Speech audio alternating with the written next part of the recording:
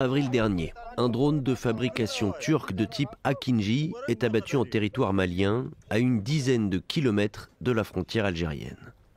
Alger reconnaît rapidement être à l'origine de la destruction de l'engin, qui coûte une trentaine de millions de dollars, en affirmant qu'il avait pénétré son espace aérien.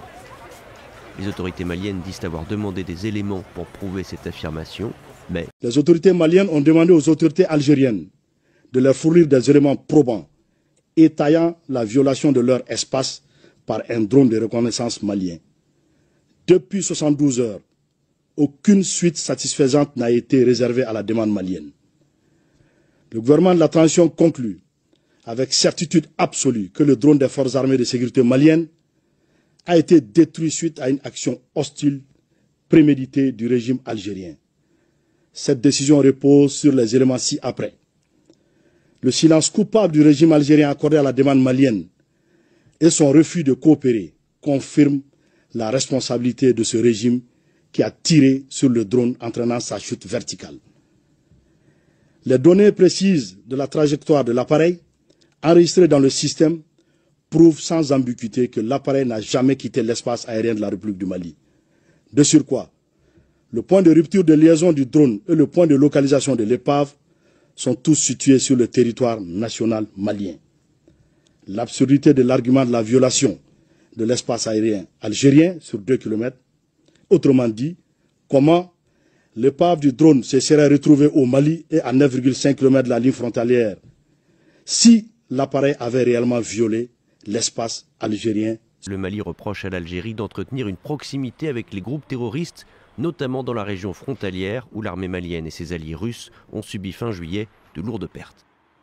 C'est lors d'une visite à Alger que Jean-Noël Barrot, le chef de la diplomatie française, a annoncé un réchauffement des relations entre la France et l'Algérie. Le rideau se lève d'abord sur le plan de notre coopération dans le domaine de la sécurité. Les contacts entre les services de renseignement reprennent. Une réunion des plus hauts responsables de la sécurité de nos deux pays est désormais actée. Et de même, nous aurons un dialogue stratégique sur le Sahel. En outre, le collège des chefs d'État de l'AES décide de rappeler pour consultation les ambassadeurs des États membres accrédités en Algérie. Le collège des chefs d'État de l'AES, d'une part, rappelle au régime algérien que l'éradication du terrorisme demeure une lutte existentielle pour l'AES, d'autre part, exige de lui d'adopter une posture constructive et de contribuer enfin à la promotion de la paix et de la sécurité dans notre région. Enfin, le collège des chefs d'État de la Confédération de l'AES rassure les populations que les forces de défense et de sécurité demeurent pleinement mobilisées pour assurer leur sécurité et défendre l'intégrité de l'espace confédéral. Nous aimons leur rendre hommage car nous savons qu'ils sont tombés pour nous. Nous disons que si la France n'a pas oublié le général de Gaulle, que si les Américains n'ont pas oublié Martin Luther King, nous n'avons pas le droit d'oublier Thomas Sankara, Patrice Lumumba, Kwame Nkrumah, Jomo Kenyatta, King Rastafari from Ethiopia. Ils ont oublié la prison d'Assabo.